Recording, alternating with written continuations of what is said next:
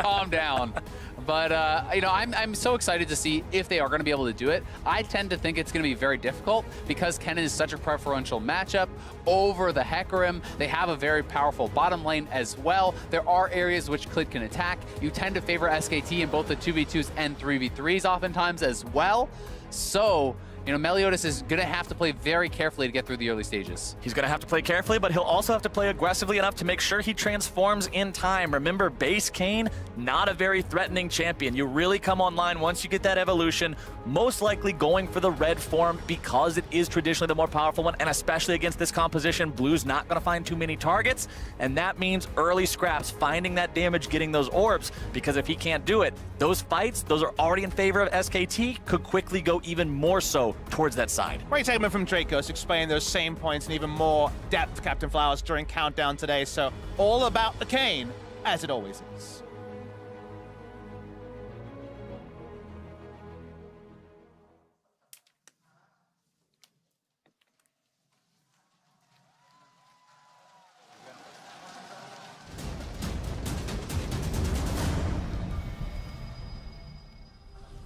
On to Summoner's Rift, the final time of the day here.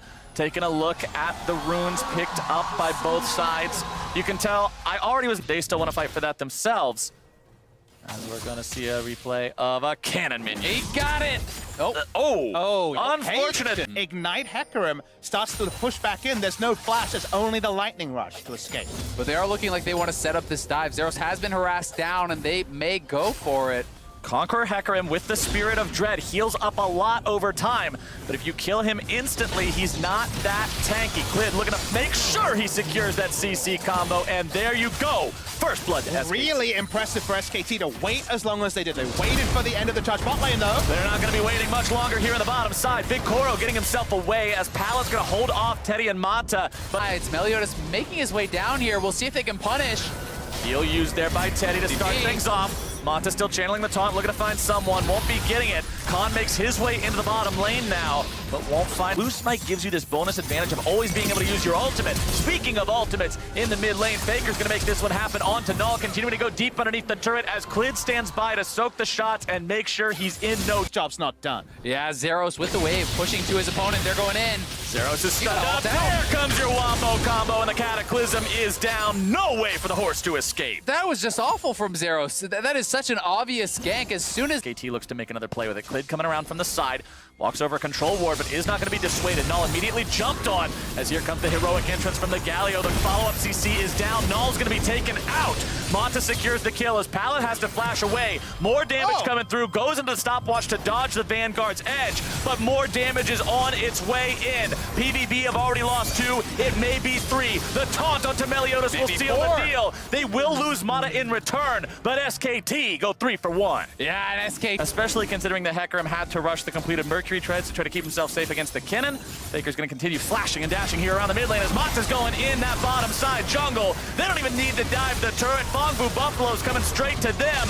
Big Koro tries to dash his way out with a killer instinct. Combine it with the flash and he'll be okay. But now they're trying to counterattack it. Zeros into the middle of 4. He's not going to be surviving too much longer, and Teddy will take the kill. It's 2-0 for SKT so far. Faker wants to make it 3. Pallet stunned up underneath the tier 2, and he is not long for this world. SKT is running over the Buffalo.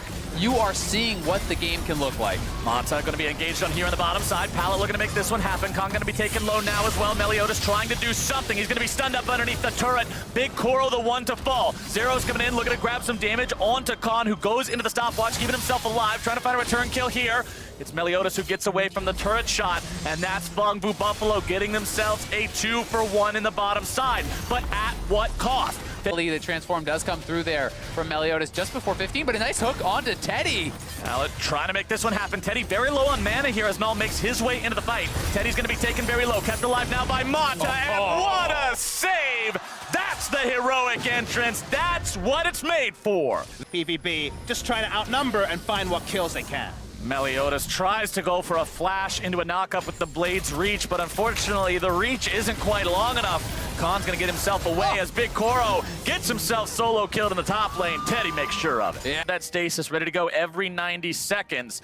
And you can see the gold difference on your screen right now descending into the 2K, excuse me.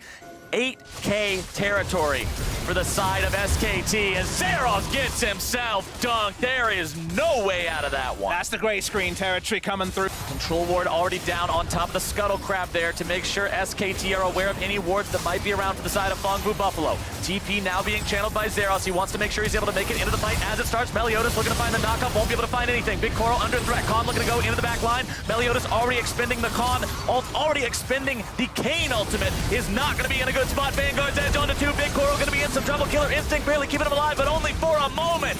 Null is now the target, and he will be torn to pieces. SKT find 3. But only just, Captain Fast. They needed every bit of that 10,000 gold because they were trying to do this game in fast mode. They were skipping steps because they could, and that's what the best teams do. They understand when they're ahead, they overforce, but there should be big reward.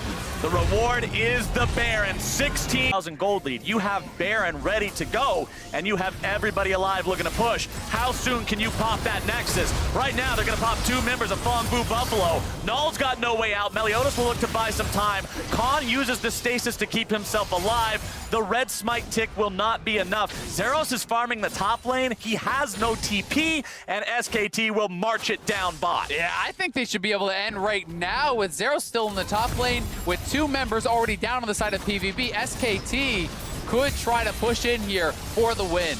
SKT in 2 lanes at once. Khan making his way down to join up with the team. He did go back to heal up after nearly dying in the bottom lane fight, but 2 inhibs already in the dirt means things have gone from bad to worse for Phong Vu Buffalo. They say, hey, there's no reason to continue fighting here. We're not going to end right now. Regroup, push up again as a group, and then end the game there. Khan in the 1 versus 1 against Zeros, able to take him down very low, but not quite finding the kill until he comes back in with the Proto Belt for the 1v1. Definitely playing with Repositioning tool is no longer on the table. Tier 2 turret under siege, but it won't be for long, as it'll be dropped almost immediately. Faker will be buying some time here in the mid lane, now turning it right back onto the side of Phong Vu Buffalo. Null just can't find any luck in these fights, and Meliodas will join him shortly. Clid continues the fight into the bottom side, onto Zeros and Pallet. Zeros gets away, Pallet will not, and SKT will clean this one up quick. 26 minutes in, 1v5 for Zeros isn't going to do much of anything. You wanted a swift win, there you go. SKT take it home.